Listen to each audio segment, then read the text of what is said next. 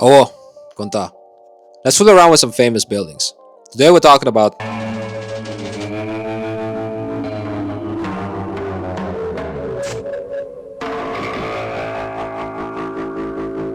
Hello, it's me.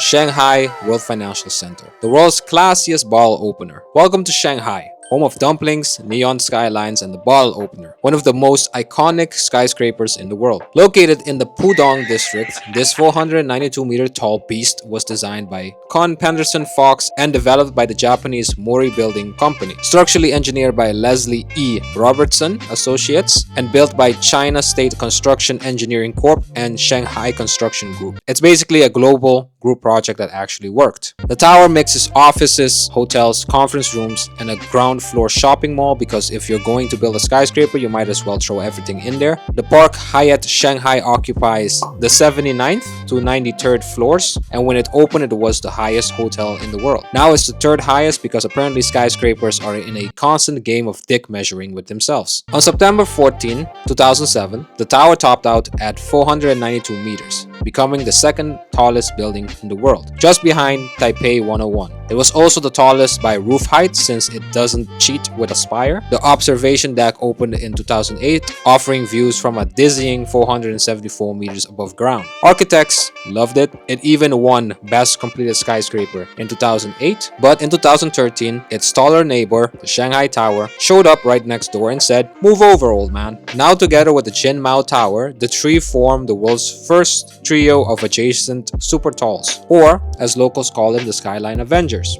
To make things better. Get me out of here! Stay in your car where it's safe. How do I get this thing to work?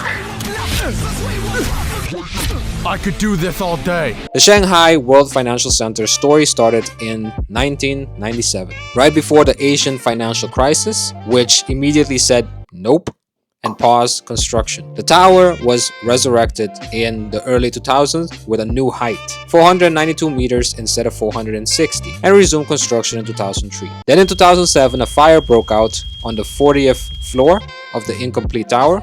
Luckily, no one was hurt and the damage was minimal. The cause? Probably welding sparks. Coming in every morning with the shakes from the alcohol withdrawals, the only way you can get a decent weld out of him is to oil him up like the fucking Tin Man. The tower finally reached full height later that year and officially opened to the public in August 2008. The tower's most famous feature, the trapezoid aperture at the top, wasn't always trapezoidal. Originally, it was supposed to be a 46-meter wide circle, symbolizing heaven and resembling traditional Chinese moon gates. But then, controversy struck. Locals, including Shanghai's mayor at the time, thought it looked a bit too much like the Japanese flag's rising sun, which, let's say, has some baggage in China. Something to do with war crimes, so we can't have that.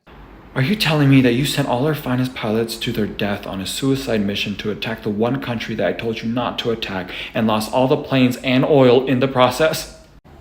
What? Oh, that explains a lot. Architect William Pedersen reworked the design, flattening the circle into the trapezoid we see today. It was cheaper, easier to build, and avoided international incidents, so a win-win. Locals now lovingly call it the bottle opener. And yes, you can actually buy working bottle openers shaped like the building in the gift shop at the tower. Talk about commitment to the bit. The Shanghai World Financial Center has 3 observation decks. One on the 94th floor at 423 meters high, one on the 97th floor at 439 meters high, and the 100th floor, 474 meters high, where you can literally look down through a glass floor and question all your life choices. The building has 31 elevators, 33 escalators, and a total floor area of 377.3k square meters. Originally, it was meant to be 509 meters tall, but height restrictions capped it at 492. When people suggested adding a spire to beat Taipei 101, Pedersen and developer Minoru Mori refused, calling it a broad-shouldered building. Basically, it doesn't need a spire, it's got confidence. After the Shanghai Tower opened in 2016, the Shanghai World Financial Center's observation deck wasn't the highest anymore, and visitor numbers started dropping. Then came the pandemic, and by 2023 the deck closed permanently, proving that even skyscrapers can't escape midlife crises. So that's the story of the Shanghai World Financial Center. A building that's part skyscraper, part sculpture, part kitchen utensil. From financial crises to design controversies, from world records to beer jokes, it's a reminder that even architecture can have a sense of humor. Anyway, that's pretty much it. I hope I gave you guys an appreciation for the bottle opener of Shanghai, and thank you for watching. Till next time.